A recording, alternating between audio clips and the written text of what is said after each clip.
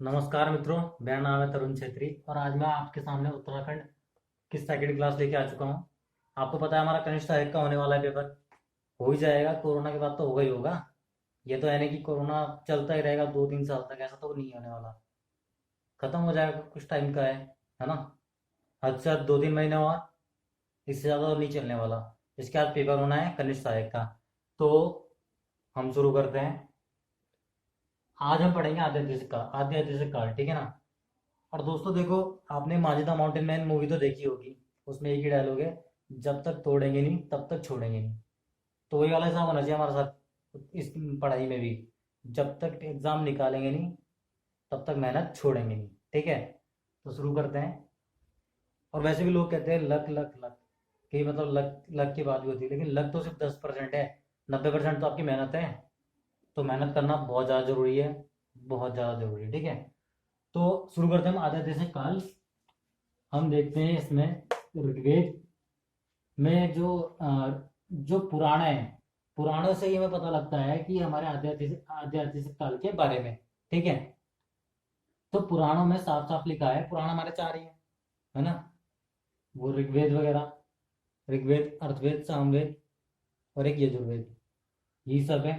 तो ये हमारे वेद हैं, है ना। तो ऋग्वेद में हमें सबसे पहले उत्तराखंड के बारे में उत्तराखंड नाम मिला था, ऋग्वेद में मिला था। और ऋग्वेद में ही इस उत्तराखंड को देवभूमि मानुषी की भूमि कहा गया है। अब दूसरा पॉइंट, ऐत्रेय ब्राह्मण।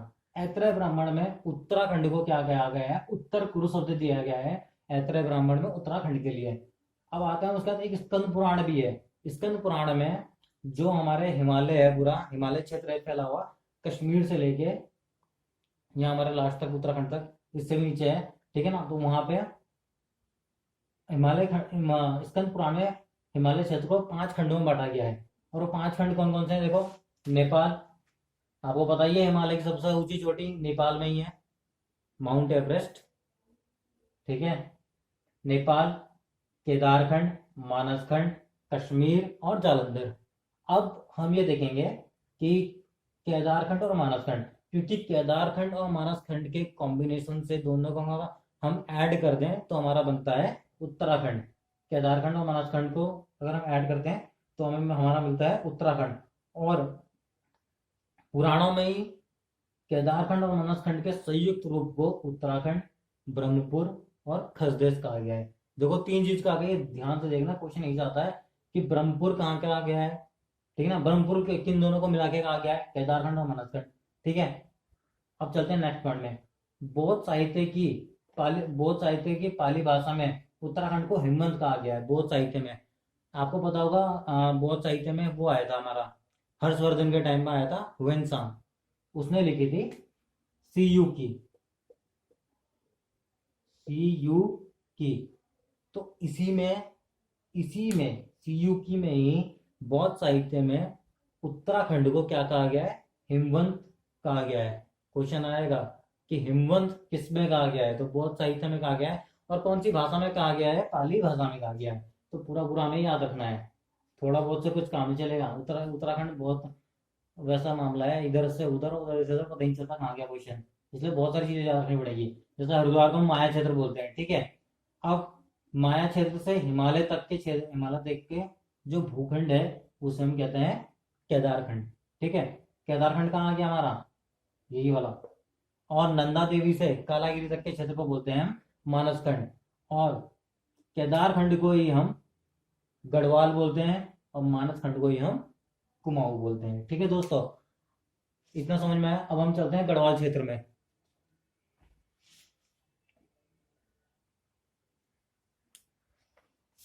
कौशिक ब्राह्मण में बद्रिकाश्रम में ही वाघ देवी का निवास स्थान बताया गया है। क्वेश्चन ये पूछ लेता है कि वाघ देवी का स्थान उत्तराखंड में किस ब्राह्मण में बताया गया है। क्योंकि हमारे पास दो ब्राह्मण है, एक तो हमारा कौशिक ब्राह्मण और दूसरा कौन सा था, ऐत्रेय ब्राह्मण, ठीक है ना। ऐत्रेय ब्राह्मण, कौशिक ब्राह्मण। तो कौशिक ब्राह्मण में हमें बद्रिका आश्रम में वाघ देवी का निवास स्थान बताया गया है। तो ऐसी चीजें पूछ लेता है उत्तराखंड के पेपर में, ठीक है। अब हम चलते हैं अपने गढ़वाल क्षेत्र में। हमारे पास दो ही क्षेत्र है उत्तराखंड में, गढ़वाल क्षेत्र और कुमाऊं क्षेत्र।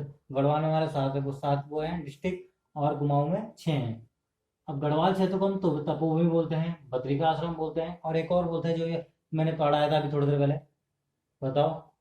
केदारखंड। खुद लिख लेना। ठीक है। केदारखंड। केदारखंड भी कहते हैं। अब हम आगे चलते हैं थोड़ा और। अब गढ़वाल क्षेत्र में ही हमारा केदारनाथ भी पड़ता है।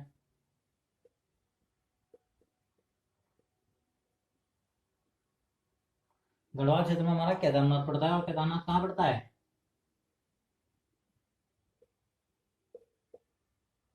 चमोली में। ठीक है ना। केदारनाथ पड़ता है हमारा चमोली में, और इस केदारनाथ के, अरे केदारनाथ नहीं, बद्रीनाथ के, केदारनाथ तो हमारा रुद्रप्रयाग में पड़ता है। केदारनाथ पड़ता है हमारा रुद्रप्रयाग में। ठीक है। याद रखना।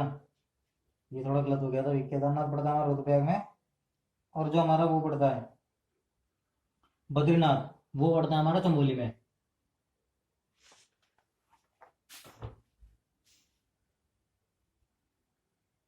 अब देखो, जैसे मैंने बताया था कि केदारनाथ जो है हमारा रुद्रप्रयाग में है। ठीक है।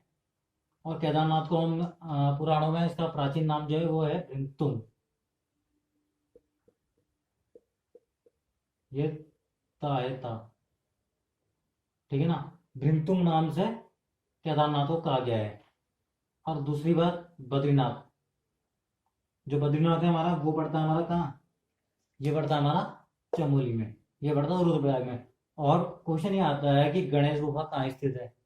इन सब के आगे गुफा लिखा हुआ, गुफा। गणेश गुफा, नारद गुफा, मुचकुंद गुफा, व्यास गुफा, स्कंद गुफा, ये सब गुफाएं हैं। ठीक है ना। क्वेश्चन आया गणेश गुफा कहाँ स्थित है? उत्तराखंड में, सीधा सीधा। तो कहाँ पर है? चमोली में। अब ये बोल रहे हैं चमोली में भी कहाँ पर है? तो बद्रीनाथ के निकट है। ये चारों गुफाएं देख लो, गणेश गुफा, नारद गुफा, मुचकुंद गुफा, व्यास गुफा और स्कंद गुफा। 5 गुफाएं हो गई। और केदारनाथ कहाँ पर है? रुद्रप्रयाग में। और केदारनाथ का नाम क्या है? प्राचीन नाम भृंगतुंग। तो ये हुआ हमारे किसके बारे में? गढ़वाल क्षेत्र के बारे में हुआ। अब हम एक चीज और देखते हैं। चलते हैं, अभी गढ़वाल क्षेत्र चल रहा है, केदारनाथ रुद्रप्रयाग भी आ गया, बद्रीनाथ भी आ गया। अब चलते हैं सीधा टिहरी में। अब सीधा हम जा रहे हैं टिहरी में। टिहरी में है हिमियाण पट्टी।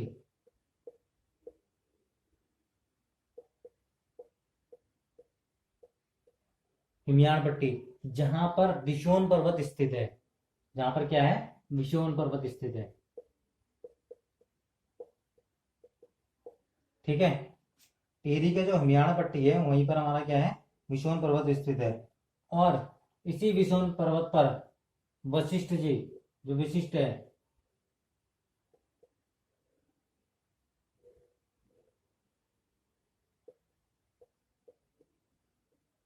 वशिष्ठ की क्या, वशिष्ठ ने यहाँ पर वो भी की थी, क्या बोलते हैं, जो पूजा वगैरह होती है, पूजा वगैरह मतलब आश्रम था यहाँ पे। ठीक है ना।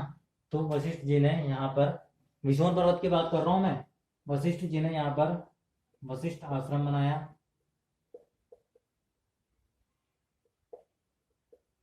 ठीक है। वशिष्ठ आश्रम बनाया, और वशिष्ठ कुंड,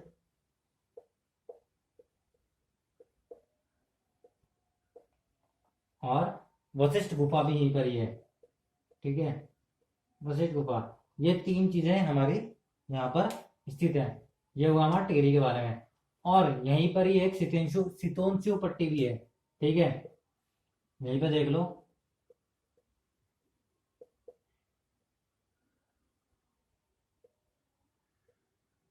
यहीं पे एक सितोंशु पट्टी भी है, जहां पर माता सीता धरती में समा गई थी। और यही सितोंशु पट्टी में हमारा मनसार का मेला हर वर्ष लगता है। ठीक है दोस्तों।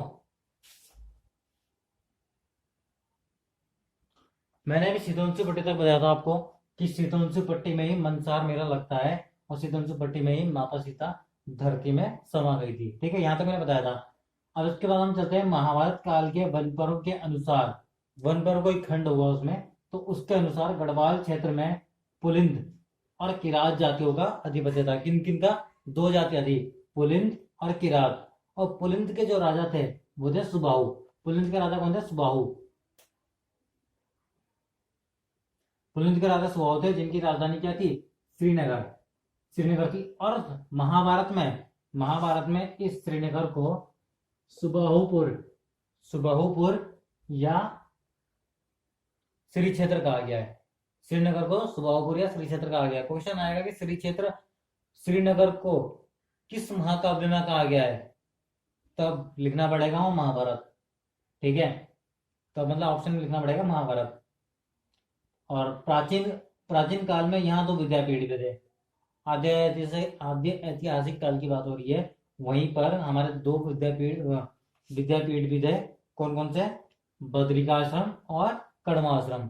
ठीक है, बद्रिकाश्रम हमारा बद्रीनाथ के पास ही था, और जो कड़वाश्रम है ये हमारा पौड़ी में पड़ता है। तो हम कड़वाश्रम के बारे में देखते हैं, इसके बारे में हमारी ज्यादा जानकारी मिलती है। ठीक है ना।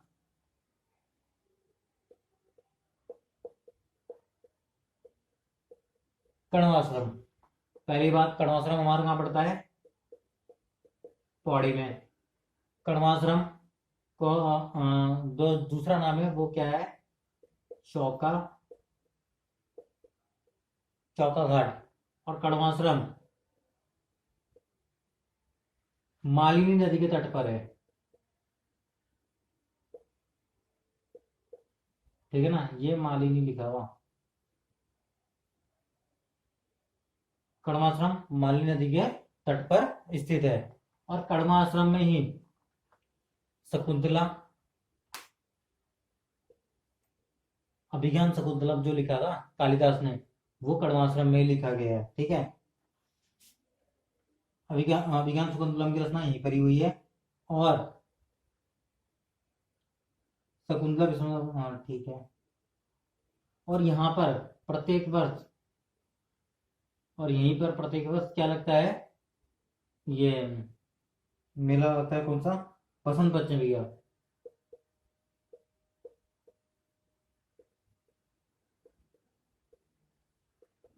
कड़वाश्रम में ही बसंत पंचमी का मेला प्रतिवर्ष लगता है।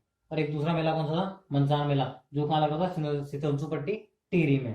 ठीक है, ये कड़वाश्रम है, ये कहाँ पर पड़ता है? हमारा पौड़ी में पड़ता है। अब एक क्वेश्चन और, आपको पता होगा टिहरी के अंदर ही हमारा क्या पड़ता है? देवप्रयाग। देवप्रयाग महाभारत में देवप्रयाग को तीर्थों का शिरोमणि कहा गया है। तीर्थों का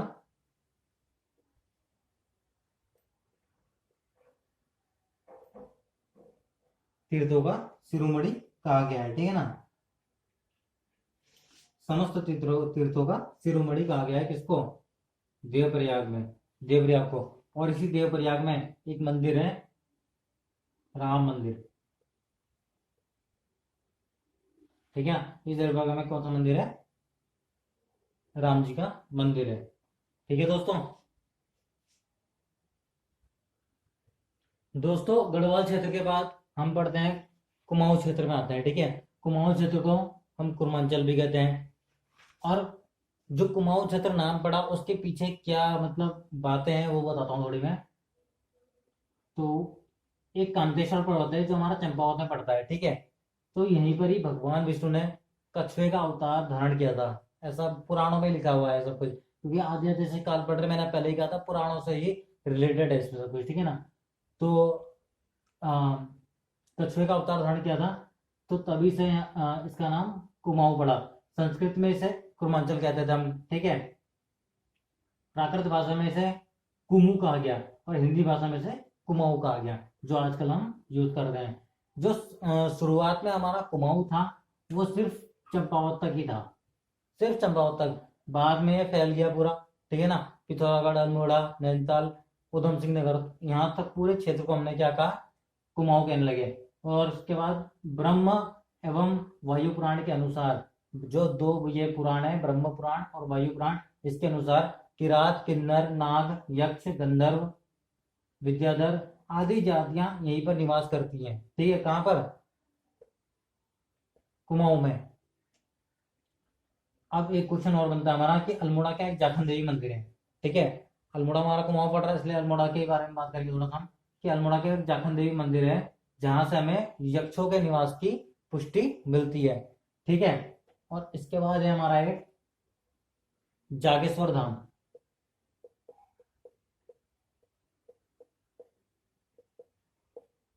यहां से हमें मतलब पुराणों में ये लिखा हुआ है कि जागेश्वर धाम में शिव जी ने आराधना की थी। ठीक है, शिव जी ने आराधना की थी। और जो हमारे कार्तिकेय हैं, कार्तिक, वो उनका जन्म भी यहीं जागेश्वर धाम में हुआ था। ठीक है। और जो कुमाऊं वाले लोग हैं, जो कुमाऊं में मतलब लोग रहते हैं, वो जो पूजा करते हैं वो कार्तिक भगवान की ही करते हैं मैक्सिमम लोग। ठीक है। अब जो नाग जाति है, नाग जाति का हमें कैसे पता लगता है कि ये कुमाऊं में फैली हुई थी? तो यहाँ पे बहुत सारे नागों के मंदिर हैं। बेरी नाग, बेनी नाग, धौली नाग, बहुत सारे मंदिर हैं। ठीक है, नागों के। तो वहां से हमें पता लगता है कि यहाँ पे नाग जातियों का भी अस्तित्व था। और ये जो किरात जाति थी, एक किरात जाति थी यहाँ पे।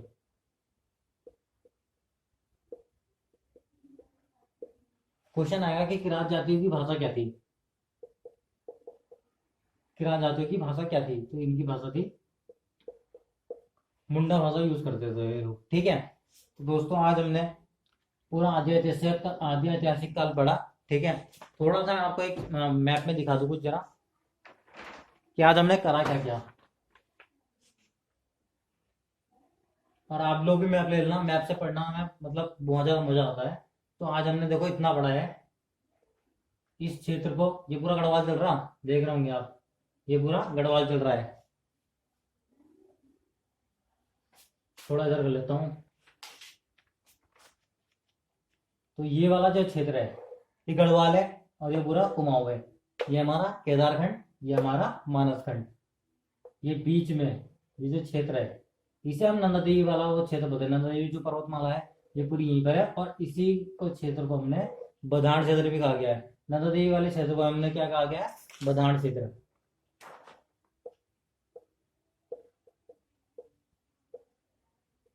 नंदा देवी वाले क्षेत्र को क्या बोला है? बधान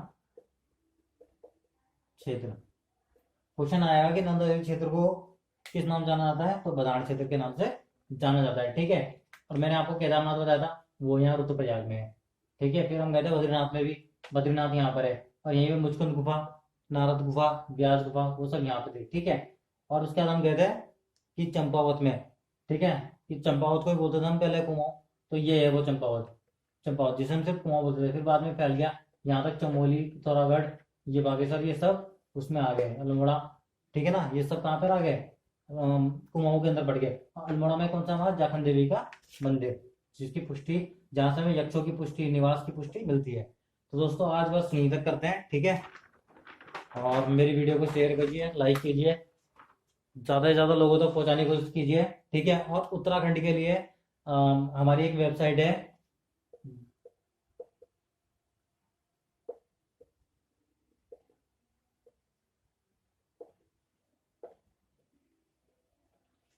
www.quizseries.com। ठीक है ना, क्विज सीरीज एक साथ लिखना है, क्विज सीरीज, यहाँ स्पेस नहीं देना। तो इस वाली वेबसाइट में जाना, वहाँ पे लॉगिन करना। उत्तराखंड के लिए वहाँ पे पेपर सेट में मैंने डाल रखे हैं। आप 8-10 सेट है वहाँ पे, आप आराम से कीजिए उन्हें, उनसे आपको और ज़्यादा मतलब हेल्प मिलेगी। ठीक है। तो दोस्तों मेरे चैनल को शेयर कीजिए, लाइक कीजिए, और बने रहिए चैनल के साथ। हम मंजिल को जरूर पाएंगे, गवर्नमेंट जॉब हम जरूर लेंगे। धन्यवाद दोस्तों।